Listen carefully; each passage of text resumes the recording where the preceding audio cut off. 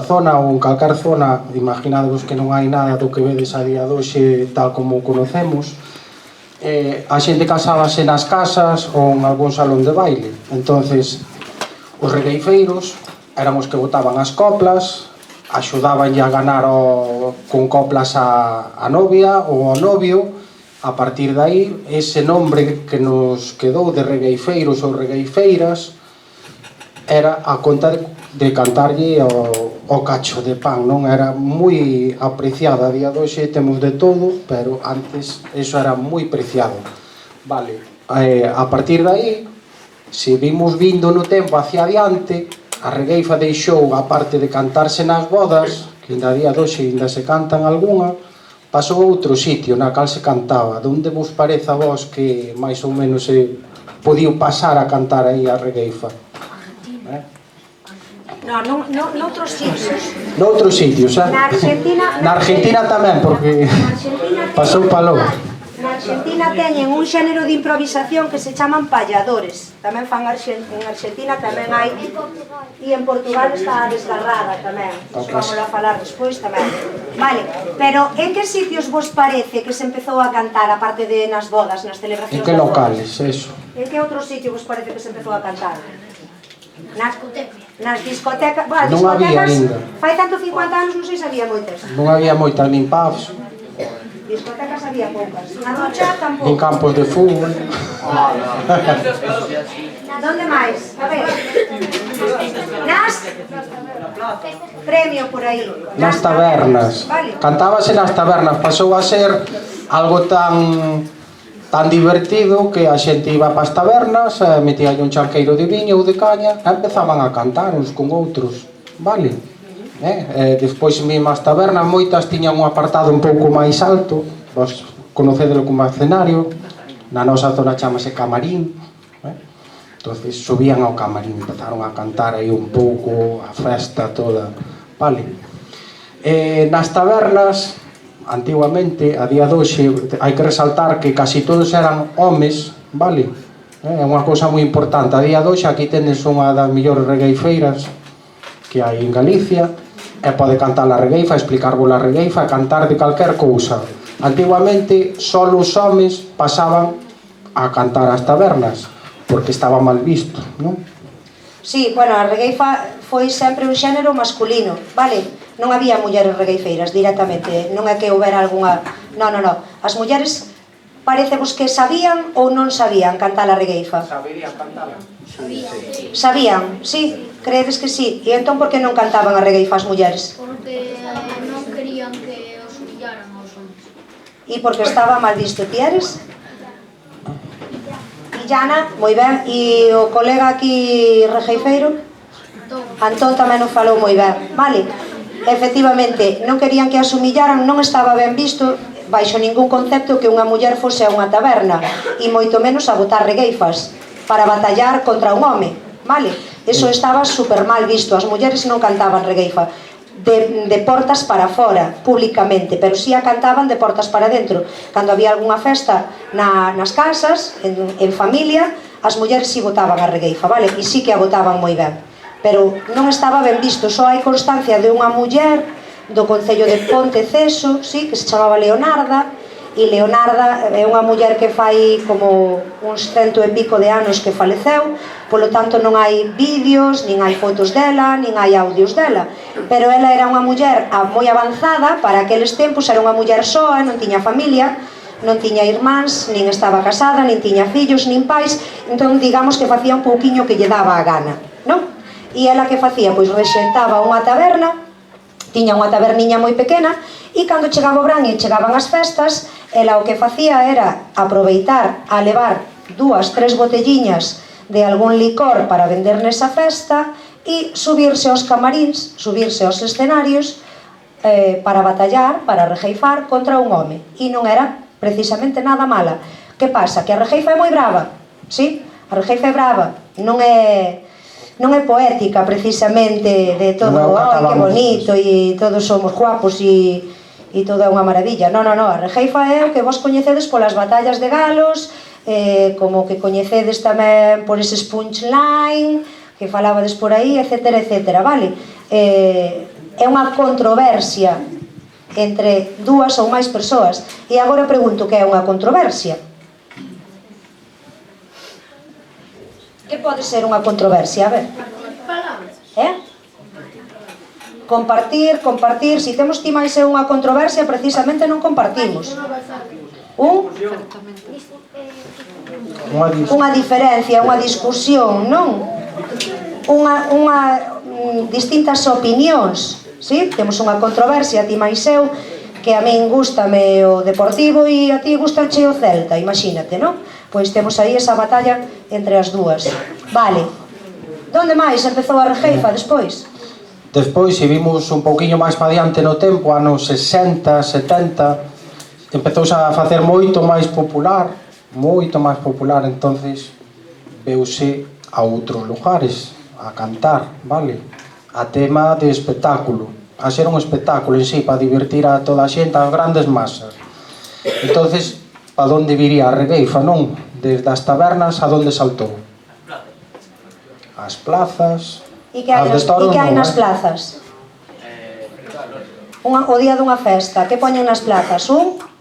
Un mercadillo, sí, un mercadillo solidario. É unha pulpeira tamén. Que máis? Sí, non? Un escenario, vale? A Regueifa pasou xa a ser un xénero de espectáculo, de escenario, a compartir a compartir palco cas orquestas, incluso chegaron a ser teloneros das orquestas. Cando a orquesta facía o descanso, aparecía a figura dos regueifeiros. Vale? Aquí dibuxeivos como unha especie de mapa de Galicia, vale? Donde vamos a colocar o berce da Regueifa. O berce da Regueifa estaría na comarca de Bergantiños, de onde somos nós, vale? Sí? A Regueifa é propia desa zona, digamos que creo que é porque hai máis regueifeiros por metro cuadrado, ou porque a Regueifa chegoulle moito máis á xente, aquí gustaba moitísimo. As regueifas podían empezar ás 6 da tarde e rematar ás 7 da mañá do día seguinte, vale, para que vos poñades. E a xente quedaba toda a noite para oír esas regueifas, vale? Sí, os regueifeiros eran xente moi apreciada, xente que se lle tiña un respeto, vale? Porque dadevos conta de que a maioría deles eran homes que non sabían nin ler nin escribir, vale?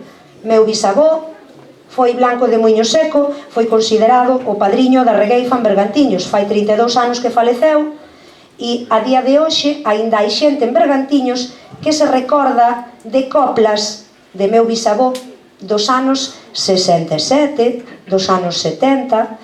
Imaginádevos, como vos recordades o gol de Iniesta do Mundial, pois a xente di: teu bisavó dixo tal copla, patatín, patatán, patatán, ras. Sábena de memoria, e non mo dixo precisamente unha nin dúas persoas. Hai moita xente que aínda se recorda diso, non? Vale, pois aquí temos a Regueifa, pero non é o único xénero de improvisación que temos en Galicia, porque se nos vamos para esta zona de aquí do Courel, temos o que lle chaman o brindo. Un brindeiro. Un brindeiro era unha figura moi parecida ao regueifeiro, tamén apareceu nas bodas, sí? E había un brindeiro de dentro da casa, dese día da celebración da boda, e un brindeiro de afora, que normalmente eran das aldeas limítrofes, vale? Pero a diferencia é que brindeiros só queda un, Antonio Ríos de Louzarela, 93 anos, sí? O home segue a facer os seus brindos, pero, claro, a esperanza de vida, digamos que vamos a ser un poquinho realistas e optimistas, podemos lle dar 20 anos máis, pero vai a ser moito, non? Entón, que diferencia hai entre o brindo e a regueifa? Pois imaginádevos, para un brindeiro isto sería unha pizarra perfectamente colocada, con un blanco nuclear, con un brillo de estrelas, algo impresionantemente bonito, vale? Con un tacto suave como o algodón, etcétera, etcétera, non? Para un regueifeiro isto sería unha trapallada do Ikea. Para que vexades a diferencia, sí? O brindeiro non é bravo, non ten retranca. O brindeiro louva, fai como un trovador, sí? Vai a unha boda e o que fan é louvanza aos noivos, que guapos están, todo é unha maravilla. Para un regueifeiro non, sempre vai a intentar quitar a retranca de aí. Vale, logo, se nos vamos para a zona de Ourense, por aquí pola zona de Vilariño de Conxo, temos o que lle chaman as bombas. Bombas, e diredes vos, Dios, como aquí en África. Pois sí, pois que eso era típico do Entroido, sí, típico do Entroido, onde se xuntaban por grupos de familias, de amigos, xuntanse a facer unhas comidas, sí, o típico cocido do Entroido, e cando alguén quere botar unha copla, que primeiro a pensan un pouquiño, cada grupo, pensana, e entón berran, bomba!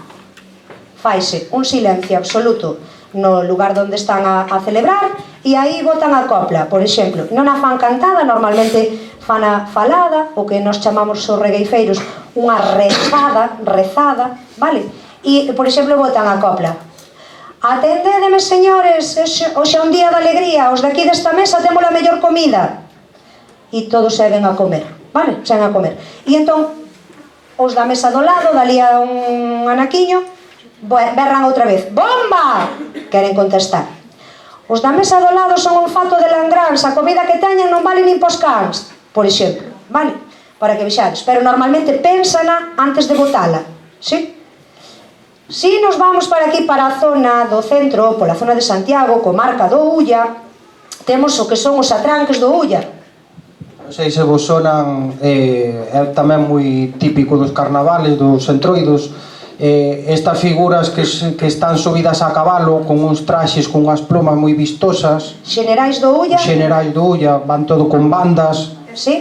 Algún viunos, pois eses Sí. póñense, eses fan o venda do tema das guerras napoleónicas. A partir de aí eles póñense como nun enfrentamento no cal un cara ao outro, cas espadas en alto, se botan coplas, vale? Son como un tono de guerra, vale? A día de hoxe non son improvisadas, antes eran improvisadas, como fixemos nós. Agora aproveitan o carnaval para levar un discurso escrito e meterse co alcalde, os problemas que hai na política, para rirse de eso. Sí, de todas as cousas que suceden ao longo do ano. Exactamente. E logo, se nos vamos xa aquí para a zona de Pontevedra, lindando con Portugal, na Raia, teríamos o que lle chaman os desafíos. Vale, os desafíos tamén eran bravos, e facíanse entre unha aldea e outra, subíanse ás ladeiras, vale, entre un pobo e outro, e o que facían era berrarse coplas bravamente, meténdose unha aldea con outra, vale. Estos serían todos os xéneros de improvisación que atopamos en Galicia a día de hoxe, pero o único que segue vivo é a regueifa, sí? Aquí os atranques, as bombas, pois xa se escriben, non as improvisan, o brindos o que dá un señoriño, aquí o señor Antonio, e os desafíos prácticamente desapareceron tamén, vale? Pero regueifa, cantos regueifeiros e regueifeiras vos parece que hai actualmente no país, en Galiza? Canto vos parece? Eu non o son, así que non me... Cantos vos parece que hai? A ver. Bueno, a ver, un poquinho máis de optimismo. 2000. Máis, a ver. 200. Vale, 200, que me dixo, 200 dixos? Tienes? Mariña. Mariña dixo 200. Pois case acertas, porque mira, se a 200 lle quitamos 188, pois quedamos cun equipo de fútbol, prácticamente, sí? Para que vexades. Entón, hoxe estou contenta de estar en Cambre, porque se quitamos de aquí unha regueifeira ou un regueifeiro, vamos subir a media un 30%. Isto vai ser algo grandioso. Vale, como estamos de voz? Hoxe xa non é luns, xa non son as 8 da mañá. Sí, vale.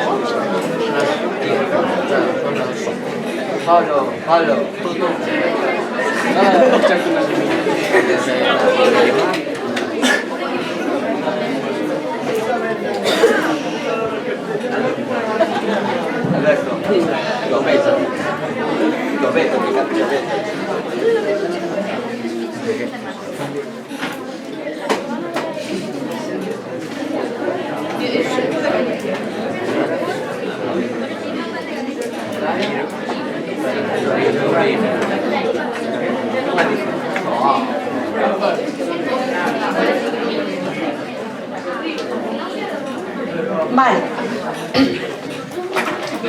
Antes de